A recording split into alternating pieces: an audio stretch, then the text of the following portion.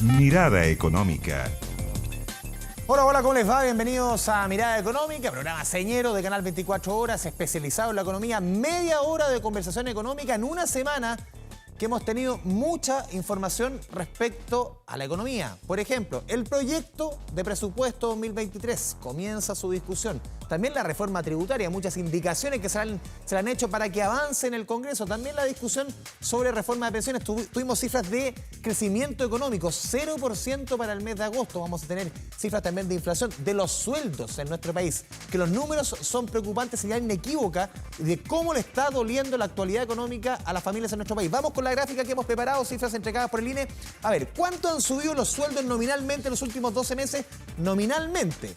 Esto todavía no está contado el alza del costo de la vida. Nominalmente 11,1%. Es decir, si el año pasado ganaba 100, este año está ganando 111. Hay más billetitos, pero más billetitos que no alcanzan para comprar más. ¿Por qué? Porque el costo de la vida, estos mismos 12 meses, esto de acuerdo al INE, ha subido 14,1%, mucho más que los sueldos nominales. Vamos con la siguiente estación y explicamos que, al final, el ingreso real de la persona, ¿cuánto le alcanza ese dinero? Aunque sean más billetes, para comprar, compra un 2,6% menos. El ingreso real cae en ese porcentaje en los últimos 12 meses y eso es algo que se viene arrastrando por los últimos 11 meses consecutivos que llevamos de caída en este indicador. Le preguntamos a expertos justamente por este doloroso momento para la familia, para millones de familias a lo largo de nuestro país, el alza en el costo de la vida que no alcanza, el alza en los sueldos por lo menos a suplir ni de cerca lo que está costando la inflación en Chile. Vamos y volvemos. Esto entonces está ocurriendo porque las remuneraciones, si bien crecen, lo hacen a un ritmo menor al de la inflación anual. Y por lo tanto esto se traduce en que el poder de compra de los salarios se está reduciendo en comparación al año anterior. Es decir, hoy día con los salarios en promedio se están comprando menos bienes y servicios que hace un año atrás. Ocupados y preocupados como gobierno a fin de contribuir desde la política fiscal para efectos de no generar incentivos que promuevan aún más el proceso inflacionario que es de carácter nacional e internacional, pero asimismo y sobre todo con el énfasis del presupuesto 2023 en poder generar apoyo y ayudas económicas a las familias que dentro de un marco de responsabilidad fiscal puedan contribuir efectivamente a poder absorber dichos costos o alzar los costos de la vida. La mejor política salarial. Justamente para profundizar en la coyuntura económica, en todo lo que decíamos en la presentación, todo lo que estamos conversando, estamos en contacto aquí en Mirada Económica, Canal 24 Horas, con el expresidente del Banco Central, actual decano de la Facultad de Economía y Negocios de la Universidad de Chile, fanático de Colo-Colo. Me imagino que Colo-Colo lo único que le saca sonrisa, lo vemos ahí en días aciagos para la economía. Don José Gregorio, un gusto tenerlo aquí en Mirada Económica. ¿Cómo te va? Muy buenas tardes, un gusto de estar aquí y ojalá el próximo lunes, a pesar de la mala noticia económica, la mayoría de Chile esté más feliz. Es verdad, la estrella número 33, cosa de tiempo, señor de Gregorio. Hablemos de economía, hablemos de inflación, lo decíamos, el tema de los sueldos, por ejemplo, que publicó el INE. Quizás es el impacto más doloroso para millones de familias de cómo el alza en el costo de la vida no alcanza con el aumento del crecimiento de los sueldos, de acuerdo a lo que informa el INE. ¿Cómo está viendo usted, cómo está viendo tú el tema de la inflación? Lo dijo Rosana Costa, que parece ser más persistente, dijo la presidenta del Banco Central, respecto a lo que se preveía.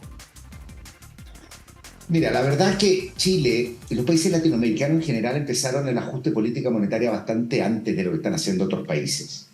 La inflación nos empezó a pegar un poco más fuerte antes, ¿no es cierto? Y desde el año pasado el Banco Central ha estado subiendo la tasa de política monetaria con mucha decisión. Esto es una forma, y hay que decir, hay que enfriar la economía, porque nuestra economía, después de salir de COVID del año 2021, creció 12% casi. Por lo tanto, la economía pasó sobre su nivel de capacidad y se juntan dos fenómenos. Un fenómeno de aumento de precios externos, más presiones de demanda. Y eso hace una inflación. Chile es de los países de inflación baja que le ha subido más la inflación. Y lo que uno tiene que hacer es volver con la inflación a niveles normales, al 3%. Y para eso no hay otra solución que desacelerar. Lo importante es desacelerar anticipadamente, porque si te atrasas, la desaceleración va a ser mucho más fuerte y es la preocupación que hay en los países desarrollados, porque fue precisamente eso lo que hizo en el año 82 un fuerte ajuste en el mundo entero, porque la inflación era alta, de manera que es cierto que la economía se va a desacelerar, probablemente registremos caídas en un par de trimestres, con lo cual nosotros vamos a hablar de que lo que tenemos es una recesión, ¿no es cierto? Pero al final lo que está ocurriendo es que estamos ajustándonos a tener una inflación más normal y una actividad dentro de un nivel razonable para nuestra plena capacidad. Obviamente no es gratuito y como tú lo señalabas, normalmente en estos procesos inflacionarios los salarios van siguiendo detrás, ¿no es cierto? Y los aumentos de salarios no alcanzan a compensar, por lo tanto la gente va perdiendo poder adquisitivo.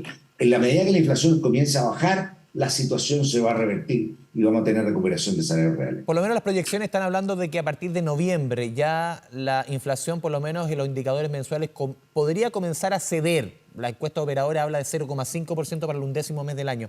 ¿Tú coincides con esos números que ya a partir de noviembre podíamos comenzar a ver ya no inflaciones en torno al 1% mensual o más que nos estamos acostumbrando en los últimos 7 meses?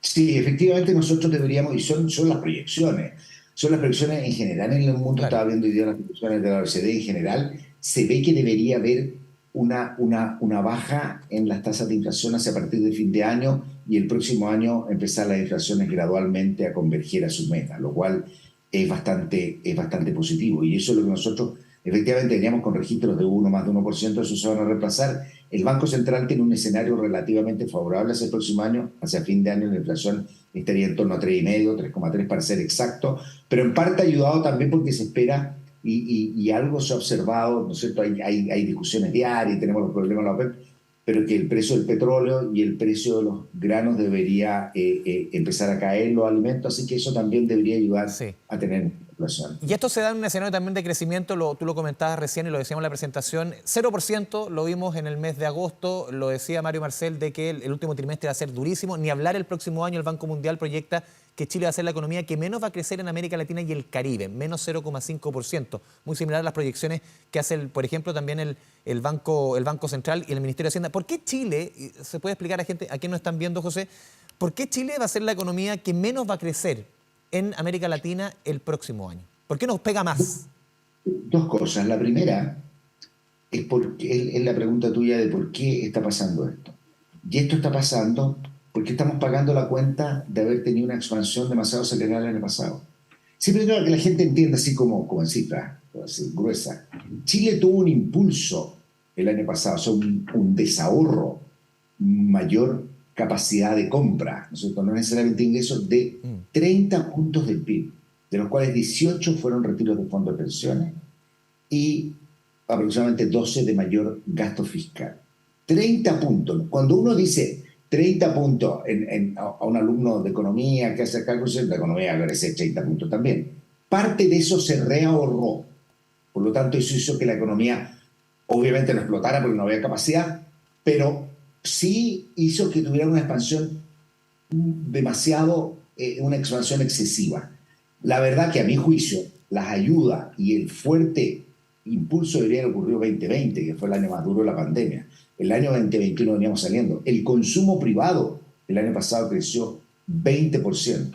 Obviamente no es una situación magra que uno va a decir, mira, y ahora estamos en parte pagando la cuenta. Pero la segunda cosa que yo quería decir que tampoco hay que sobredimensionar. Cuando nosotros estamos hablando de que la economía crece 0,5%, va a estar cayendo nuestra economía. Durante la pandemia estuvo aproximadamente 15 puntos debajo de su plena capacidad. Nosotros llegamos a estar ahora con la expansión arriba de 4 puntos por encima de nuestra plena capacidad, que es lo que genera presiones inflacionarias. Y si crecemos menos 0,5, vamos a estar hablando de que podemos estar 1,5 puntos debajo, que es un ajuste normal hacia volver a retomar niveles de crecimiento que se esperan para el año 2024, más cercano a 2,5%. De manera que a mí no me gusta ver tampoco esta cosa como quién gana en un año versus otro, sino que tener un panorama un poquito más de 2 o 3 años y la economía chilena tuvo un crecimiento excesivo, va a crecer menos, pero el promedio va a tener un desempeño relativamente razonable. Sí, José, también hoy día se entregaban números del Banco Central respecto a la deuda de los hogares como porcentaje del PIB. Hay un crecimiento, pero hay otros números y otros datos que van preocupando. La baja en la tasa de ahorro, ya muchos economistas, y se hace el cruce de datos, que se agotaron las plata de los retiros. Definitivamente aquí ya comienza como la etapa más dura para los hogares. Muchos de esos dineros que tú dices, quizás de los retiros que se habían ahorrado, que se habían guardado, ya se están agotando y ahora viene quizás el periodo para los hogares más duro en materia económica. Es más duro, va a ser más duro porque va a tener menos crecimiento en la actividad. Efectivamente, como tú dices, hay menos impulso.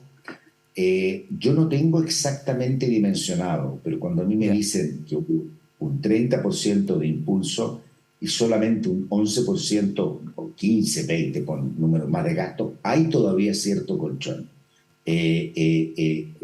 La tasa de ahorro, lo que uno está ahorrando al año es menor, pero los volúmenes de ahorro obviamente cayeron por los retiros de fondos de pensiones, pero pasaron parte a los hogares. De manera que a mí no me gusta dramatizar un problema complicado. Creo que afortunadamente, en la medida que el Banco Central fue actuando con anticipación, que la política fiscal está haciendo una contribución a la desinflación, esto debería permitir que el próximo año, cuando la situación económica sea más difícil, si la inflación ha cedido, cosa que es altamente probable y que es lo que predice el Banco Central, nosotros vamos a tener una relajación monetaria. O sea, podemos, afortunadamente, la oportunidad de haber sido de los primeros que subió la tasa también le permitiría... ¿Y eso podría ser en marzo o mayo el comienzo de esa relajación? Entre primer y segundo trimestre. Ya. O sea, entre marzo, mayo, una cosa así, podría pasar. Pero va a depender mucho de lo que venga pasando con la inflación. Es un fenómeno del cual no estamos acostumbrados. Chile alcanzó un dígito de inflación en el año 94, la economía latinoamericana en 2000, la economía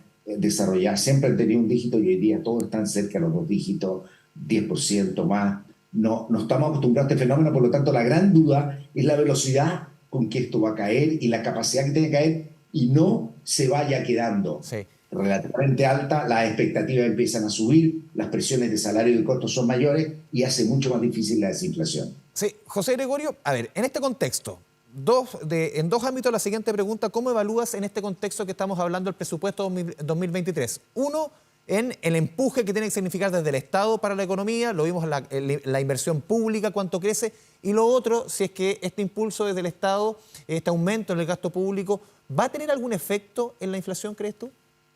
No, porque tenemos un presupuesto desde el punto de vista macro, en términos generales, bastante prudente. Este año vamos a tener un superávit, una cosa que no habíamos visto hace muchísimos años, lo cual es bastante bueno, pero parte tiene que ver con el propio proceso inflacionario, con mejores condiciones desde el punto de vista del precio del cobre, cosas que nos van a favorecer y que nos permiten tener este año un superávit. El próximo año se espera volver a tener un déficit 2,5%, que son cifras relativamente normales que deberían permitir estabilizar la deuda. Por lo tanto, desde el punto de vista macro, el gobierno está haciendo una contribución y también está haciendo una contribución importante, yo creo, desde el punto de vista de fortalecer obras públicas y gastos que generan mayor actividad. Diríamos en economía, gastos que tienen mayor efecto multiplicador.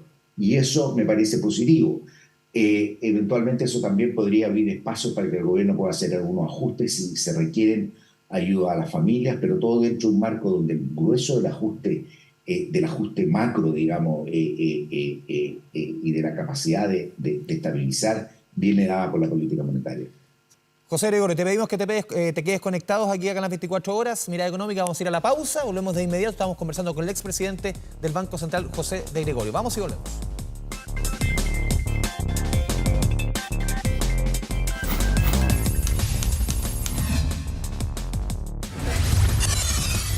Mirada Económica. Mirada Económica.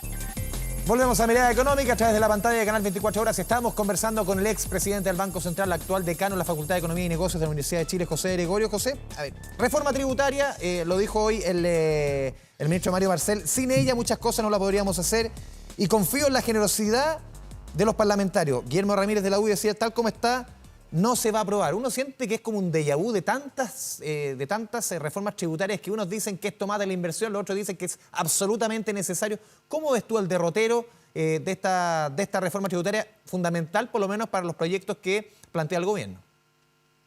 Mira, las reformas tributarias y los impuestos tienen costos, pero también tenemos que ver el lado de sus beneficios. Y yo diría que hay dos cosas importantes. La primera es que Chile necesita lo que llamamos en economía una consolidación fiscal. Venía con excesivo gasto, el gobierno pretende estabilizar la deuda, lo que es una cosa bastante saludable, llegar a niveles de 40% del PIB, sí, estabilizarla, y para eso necesitamos más ingresos. Hace poco salía un informe del Banco Mundial, donde siempre nosotros discutimos, no conozco el detalle ni puedo juzgarlo, pero un informe que venía del Banco Mundial donde decía que Chile, dentro de los países emergentes, era los que tenía menos derroche de recursos. Entonces tampoco uno puede pensar que vamos a llegar y vamos a cortar gastos. No lo pudieron hacer gobiernos de ningún color político porque no es tan fácil. Por lo tanto, es necesario subir impuestos. Esos impuestos, de alguna otra manera, lo que uno tiene que buscar es que tengan dos características que son deseables. La primera es que sus efectos sobre la inflación, sus efectos sobre el crecimiento no sean muy importantes. O sea, uno no quiere ponerle impuestos a la inversión y cargar la inversión porque eso va a tener efectos sobre el crecimiento. Pero por otra parte también los impuestos tienen que ser progresivos, es decir, quienes ganan más tienen que contribuir proporcionalmente más. Y toda esa cuadratura hace que los espacios sean difíciles. Esto no llega y decir, mira, yo voy a subir este impuesto, voy a subir este otro, y no hay ningún problema. Primero, porque hay dos problemas. Primero, muchas veces somos optimistas en lo que pueden recaudar. Pasó con la reforma de la presidenta Bachelet, que quería 3 puntos del PIB, terminó con 1,5 puntos del PIB, lo que logró recaudar con los costos que tiene en materia también de crecimiento, pero al final yo creo que es importante también porque Chile tiene muchas necesidades en materia social, por lo tanto nosotros necesitamos buscar formas de financiarla. Creo que en este país hay una cosa, podemos discutir mucho política de polarización, ¿no es cierto?, sí, leer las redes, digamos, horrorizados con los grados de polarización. Sin embargo, en materia económica creo que nadie, o casi nadie, duda de la importancia de la responsabilidad fiscal. Lo que vamos a gastar tenemos que financiarlo. ¿Por qué? Porque si no, al final, primero, la política fiscal se vuelve insostenible, las tasas de interés suben, el crecimiento es mucho menor.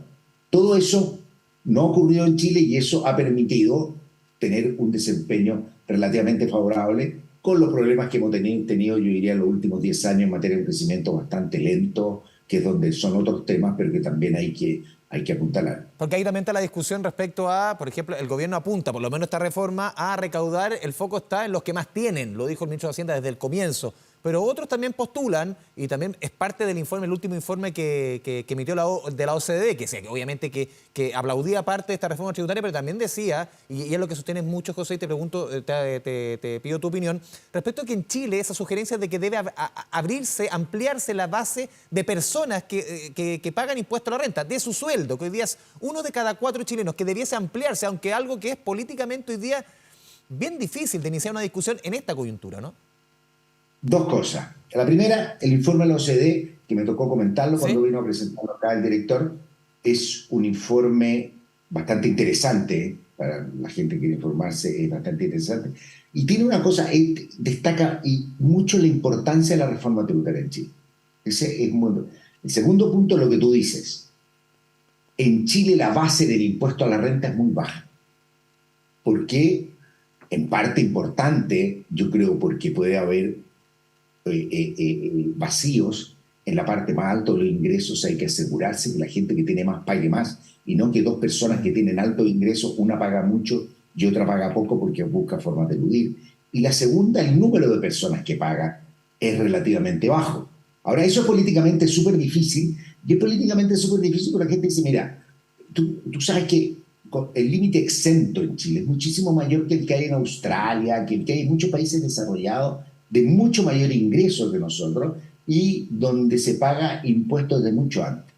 Yo entiendo que es políticamente difícil, pero así que hay una manera y hay una forma en la cual de facto se va a lograr esto, y es en una reforma de pensiones o en una reforma de salud, donde parte de la cotización va a un fondo común, donde nosotros financiamos salud para todos, financiamos pensiones para todos. Es un impuesto que va a ayudar a la redistribución entre todos, quienes cotizan. Y eso me parece que va en la dirección correcta. Sí, tú mencionabas el tema de la reforma de pensiones. ¿Cómo ves la discusión que se está dando? El gobierno por lo menos señaló que a través de la ministra Jara, que se va a presentar a fines de mes, está la discusión respecto a ese 6%, si debe ir 100% a solidaridad, si debe repartirse solidaridad y cuentas individuales, otros que sostienen que debe ir 100% a cuentas individuales. ¿Cómo ves tú la conversación, por lo menos lo que se ha ido conociendo de esta reforma que venimos discutiendo hace ya 15, 16 años por lo menos? Esta reforma, el movimiento No Más AFP y las marchas partieron por ahí hace como 6, 7 años, se han presentado proyectos, se han caído y es lamentable. Es absolutamente lamentable. Mientras los adultos mayores, mientras nuestro país tiene que generar mejores pensiones, nosotros estamos desangrándonos a veces en temas bastante menores o bastante ideológicos. En primer lugar, yo creo que la reforma hay cosas positivas desde el punto de vista del diseño que se mantiene. El 10% va a seguir siendo en cuenta individual. Y eso yo creo que está como fuera de discusión. La gente va a seguir con su 10% en cuenta individual. La pregunta es qué pasa con el resto del 6%. El 6% adicional, algo tiene que ayudar a los que no alcanzaron a cotizar. Entonces, eso era un poco lo que tenía el proyecto de la presidenta Bachelet. Y debiera también permitir Chile, y una cosa importante, Chile en su sistema contributivo. La PGU es una tremenda ayuda para todos, los que cotizan y no cotizan. Sí.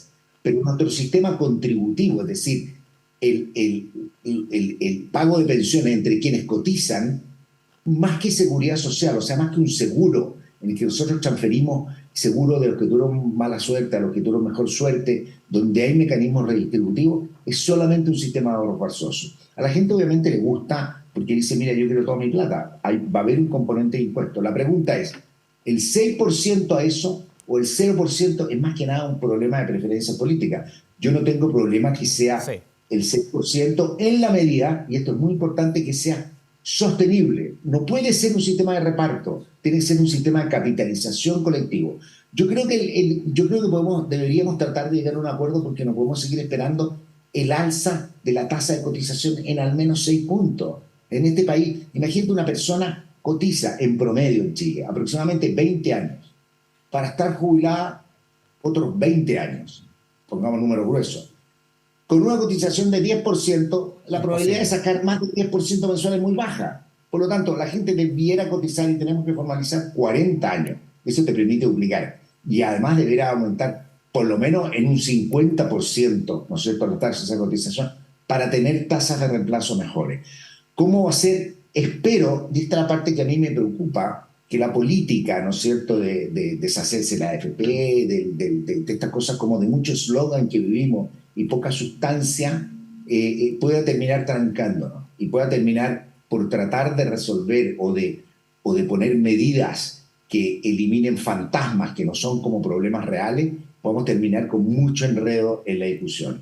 Creo que hay que ser práctico, creo que reconocer virtudes, también reconocer defectos. Hay toda una discusión, por ejemplo, de si la AFP, yo estoy haciendo mi cosa que es la mía preferida, la he manifestado muchas veces, no hay mucha agua en la piscina, pero toda esta discusión de la AFP son instituciones donde estamos obligados a cotizar, no es voluntario. Esto no es como en un restaurante, donde la libertad del consumidor prima. Aquí estamos obligados a cotizar. Entonces, por lo tanto, uno tiene derecho a regular. Yo no tendría ningún problema en buscar una forma de establecer utilidades máximas. Sí. Todo lo discutimos muchas veces, cómo calcularlo de manera correcta para que haya los incentivos. Y los excesos van a los propios fondos, a los propios afiliados. Esa sería una manera de evitar muchas de estas discusiones de cómo lo hacemos y tener que generar también, hay toda una cosa con su reserva técnica para que ellos sigan y traten de optimizar el manejo de los fondos, un conjunto de cosas que debería protegernos, porque si tú le dices a alguien te va a cortar toda la utilidad y no va a tener utilidades, los incentivos a hacerlo bien van a ser bajos. Podemos tener discusiones, son temas súper complejos técnicamente, lo importante es no abordarlos con eslogan ni con ideología. Creo que técnicamente se pueden hacer, se puede ser creativo y podemos hacer algo con nuestro sistema de pensiones. José Gregorio, expresidente del Banco Central, decano de la Facultad de Economía y Negocios de la Universidad de Chile. Le agradecemos este espacio con Canal 24 Horas y va a celebrar este fin de semana con toda seguridad, como buen colocolino. Pero lamentablemente la camisa blanca le queda bien. Estadio, pero vamos a estar celebrando con la inmensa mayoría de los chilenos. Ya, que le gustó eso, la mitad más uno. Ya, un abrazo. Chao, chao. Haber hablado contigo. Vale, Nos vemos, chao. Y antes de despedir Mirada Económica, les hacemos el siguiente consejo. Todas las empresas independientes del rubro necesitan facturar electrónicamente, saber cuánto le deben los clientes, procesar la remuneración, controlar la liquidez, la rentabilidad. Todo esto y mucho más es posible con Kame ERP. Nos integramos con los bancos, con el Servicio de Impuestos Internos, con Mercado Libre y mucho más. Planes desde 12 UF al año. Toda la información en kame.cl. Después de este consejo, vamos cerrando Mirada Económica. Nos vemos en una próxima oportunidad. Muchas gracias por su sintonía. Chao, chao.